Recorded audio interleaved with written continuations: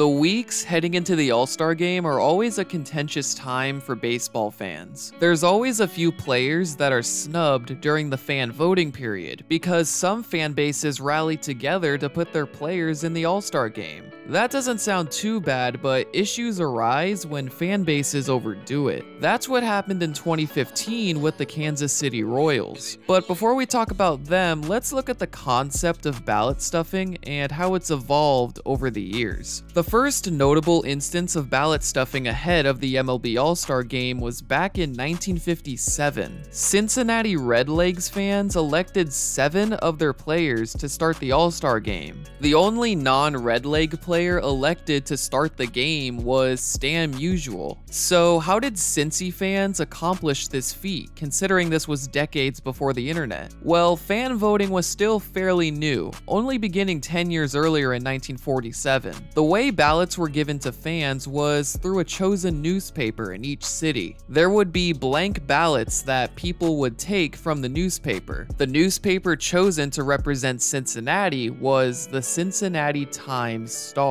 What they decided to do was to print ballots marked with Redlegs players on the side, making it easier to vote for them. But this got out of hand pretty quickly. Other media outlets in the area, including famous daytime TV pioneer Ruth Lyons, told the public to send as many ballots as possible. Even team sponsor Burger Beer supplied ballots to local bars. Filling out a ballot would be a prerequisite for buying a drink at the bar. Kids would fill out ballots after finishing their homework. When the commissioner's office counted the ballots, they found more ballots were sent from Cincinnati than all the other National League cities combined. 7 Redlegs were voted in, but 2 of them would be replaced by Hank Aaron and Willie Mays. As a result, fans weren't allowed to vote for All-Stars until 1970. Since then, there have been a few other notable instances of ballot stuffing. In 1999, a Red Sox fan made a program to vote for Nomar Garciaparra 39,000 times. The ballots were rejected, but Garciaparra was deservedly an All-Star. This happened again in 2014, when a couple Orioles fans sent 38,000 straight-ticket Orioles ballots. In 2012 and 2013, Giants fans were arguably the first fan base in the modern social media era to rally behind their team and stuff the online ballots. Now that we know the history of online ballot stuffing, let's turn to the 2015 season. Despite the World Series loss in 2014, Kansas City Royals fandom was reinvigorated. Prior to the 2013 season, Royals fans hadn't seen a winning record in a decade, and they hadn't seen a playoff team since their 1985 championship team. The last Royals player to be voted into the All-Star game was Jermaine Dye back in 2000. So with the city rejuvenated, the fans were ready to see Royals players back in the All-Star starting lineup.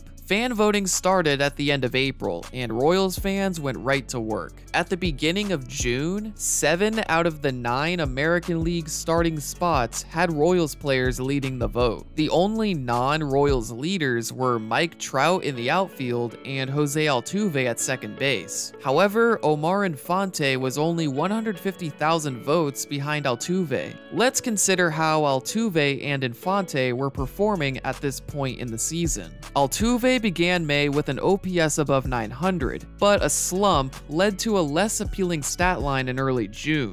But compare Altuve's stat line to Infante's. There's a clear difference here. And well, as you'd expect, 1 week later, Infante was ahead of Altuve. The response by opposing fans and personnel was very mixed, but the consensus from the Royals was if you don't like it, go and do something about it. This statement had a little more weight than it may seem. Back in the 2014 World Series, the Royals were the plucky underdogs who weren't predicted to be anywhere near as good as they were. They played baseball a little differently. Instead of big hits, they relied on small ball, speed, and defense. And it worked. They went on to prove their 2014 season was no fluke, as they got off to a hot start in April 2015, winning their first 7 games of the year. However, towards the end of the month, something changed. To the plate is not in time. Albert up at second. Attention, here we go at this point. Bench is clearing here. Jim Wolf, the home plate umpire.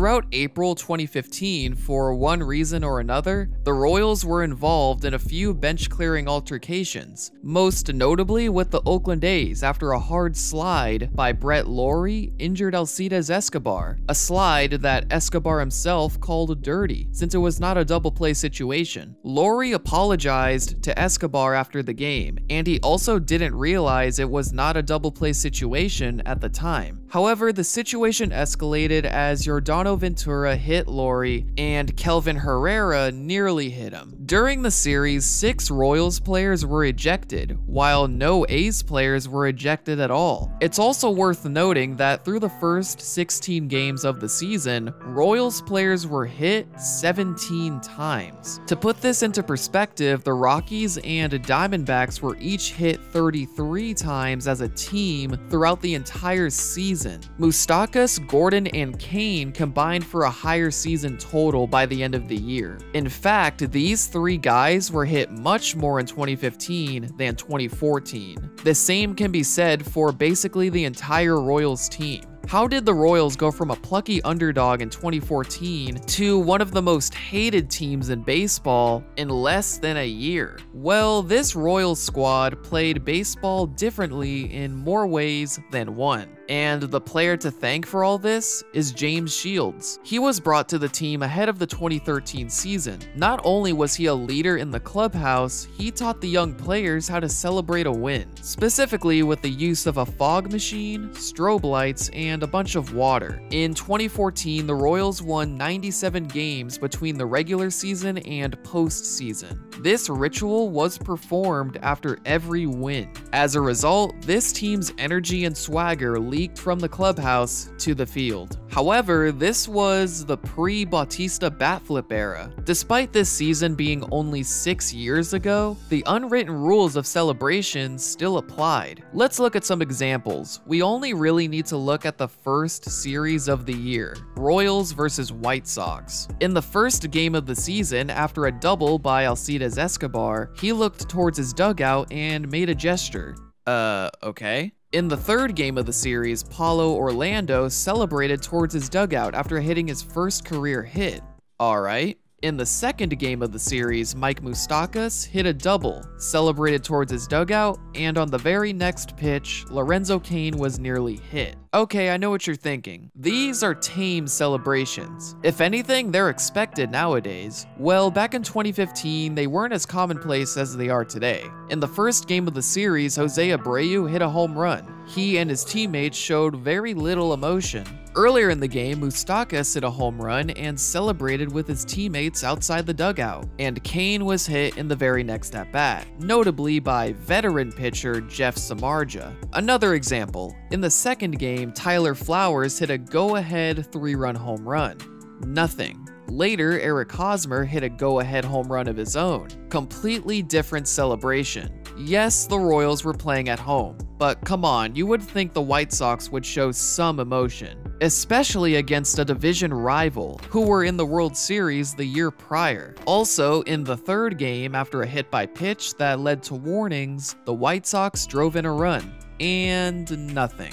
So, were the Royals being hit just for having fun? Well, that's definitely one of the reasons. It's worth noting that many of these brawls were instigated by Royals pitcher Yordano Ventura, who tended to be a bit of a trash talker. Regardless, this Royals team was not only beating their opponents, they were doing it in their own way. As a result, targets were placed on their backs. So, with this in mind, it's no wonder why the Royals players overwhelmingly led the All-Star leaderboards. The fan base wanted to stick it to the rest of the league. Despite being one of the smallest markets in MLB, their local TV ratings were the highest in the country. It was the highest of any team through May since the 2007 Red Sox. So while players like David Price called the situation a joke, Royals personnel showed no sympathy. It's worth noting that this was the first year that fan voting turned exclusively online. So that's another reason why Royals players were overwhelmingly being voted for. Would any of the ballots end up being discarded? Well, MLB President of Business and Media, Bob Bowman, said that about 20% of the votes are being eliminated every year, and that didn't change in 2015. By mid-June, there were 300 million legitimate ballots, while about 60 to 65 million had been discarded. But the Royals players kept on winning in the results. In the end, the Royals had 4 players make the starting roster: Alex Gordon, Lorenzo Cain, Alcides Escobar,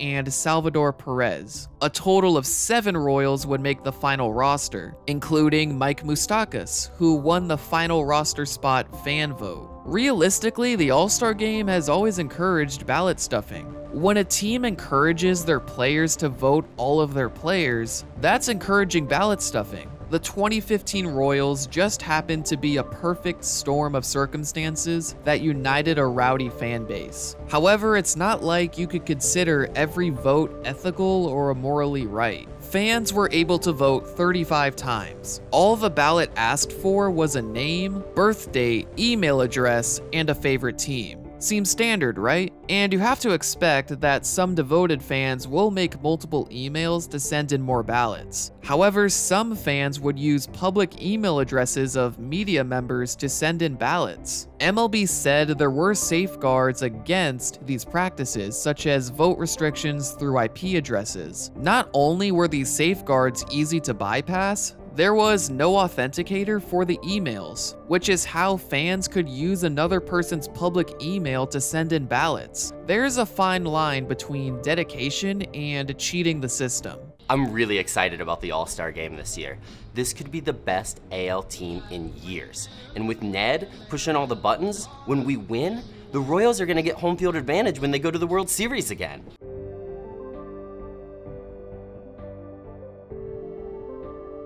You can go up in the right-hand corner and actually open up a new incognito window.